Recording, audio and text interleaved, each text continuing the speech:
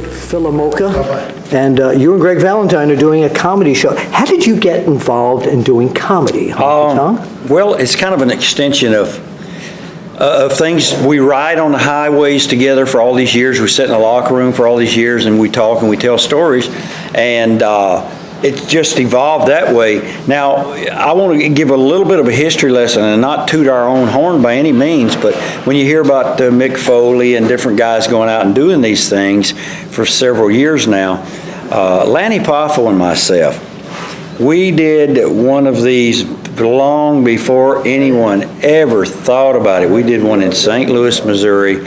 It had to be 25 years ago, right after we were both out of WWE. And so we were kind of the innovators of the whole thing, if you want to look at it that way. The hard part for doing it was just finding somehow, some avenue to get it off the ground. It's hard to do on your own, to go out and promote it and everything. And Mick's been very fortunate because he's had some people get behind him and help him with it, and he's been very successful. I do it as a way now because I've slowed down tremendously as far as, you know, in-ring activity and things like that, and once you made the Comic-Con circuits, and I've done all that, you start to try to transition into something else, and I love doing this because I love performing, and I just like being up on the stage and for 45 minutes or an hour or 2 hours to do this. I did 21 straight shows in England 2 years ago. Wow. It's where I really perfected doing it, and I did the shows all by myself. I didn't have someone like you, Bill, to be the opener for us,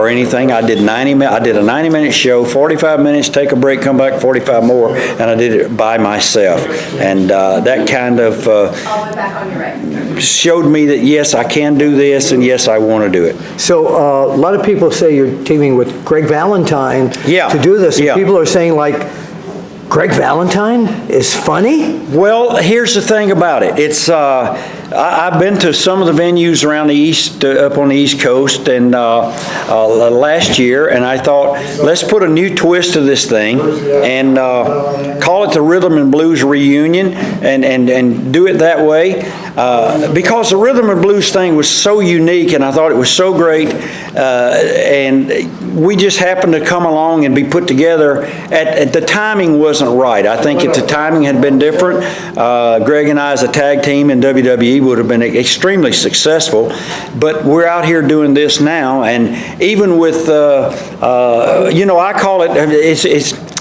Rhythm and Blues, but I call it Rhythm, and so I'm Rhythm and he's Snooze, Rhythm and Snooze. Because Greg, you know, Greg has this thing about, oh, I'm so slow and I'm so sleepy and I'm so tired. So wait. He's sitting over there. Is he sleeping? No, he's on the phone. He's actually having to tell his wife that he is with me and not out doing things I got you. He shouldn't be doing. But that's how we put this together, and I think it adds a new little twist. It's where the people, the fans, can get stories from both of us. Instead of just me and my story, they get stories from him too. So where can people find out more about that tour on social media? The thing right now, Scott Wilder Promotions is the one doing it and putting it all together up this way. I typically post the stuff on where we're going on Twitter. At official HTM. So I do it on Twitter because sometimes I don't have all the venues and all the dates and times, and I just have to post them as I get them. So it's official HTM on Twitter, and that's pretty much where you can find them, or at Scott Wilder Promotions. And I don't know Scott's any of that stuff. I mean, you get kind of ambushed me now. Bill, this is called ambush journalism. It is. When you ask me something I don't know. But that you did really well. You faked it beautifully. So how did... The other night I saw you perform in Rhode Island at the New England Fan Fest, and you were funny. People, as I told you on my old podcast, I said, nobody thinks Greg Valentine is funny. Yeah, well, they need to come out and see us. He's funny, and I'm funny, and you know, it's maybe I'd come out of my shell, but you know, the wrestling part, I wasn't funny because I was always serious. And except when I had a guitar acting like I was playing, that probably looked funny. But yeah,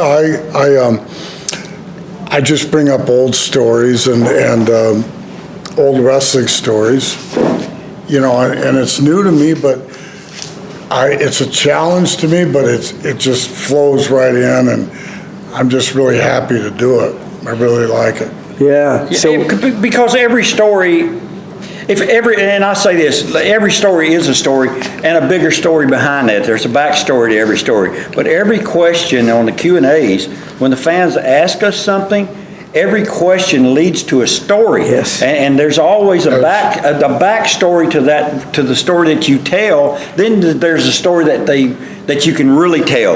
Like, behind the curtains, behind the scenes, and things that the fans would never have known about, or how something came about. I mentioned once about, and a fella said it the other night in the show, he brought up the fact that when we were doing the WrestleMania at Trump Plaza, and it was Jimmy to get the haircut from Brutus the Barber Beefcake, or I was going to get my haircut, but Brutus put me to sleep, and Peggy Sue goes out, and she's to get the bucket of water, bring it in and dump it in my face. That wakes me up so I can run and save Jimmy from Brutus Beefcake. Well, the backstory was someone put large ice cubes in the water. So when she dumped it in my face, the ice cubes almost broke my teeth out. And if you go back and watch it on video, you'll see it, and you'll see I sat right up right away, and I was checking to make sure I still had teeth in my head. Plus, I was saying some unique language that was, only privileged to me and a few people around me. Understood. But yes,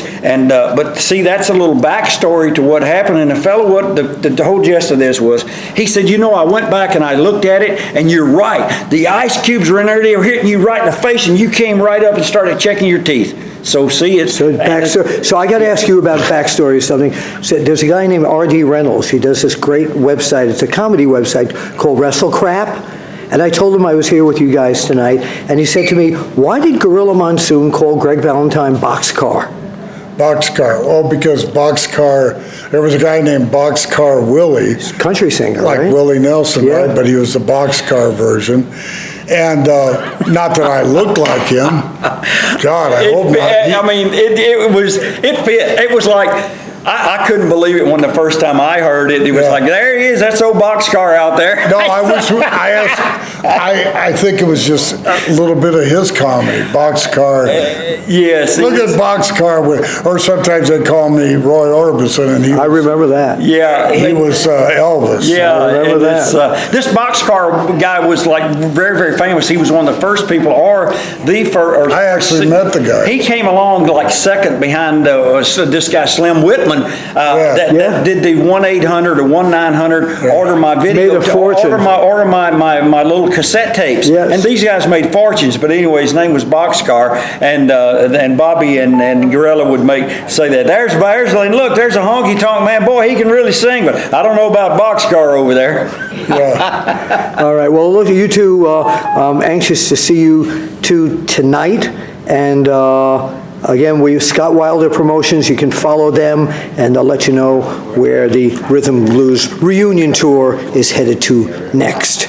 All right.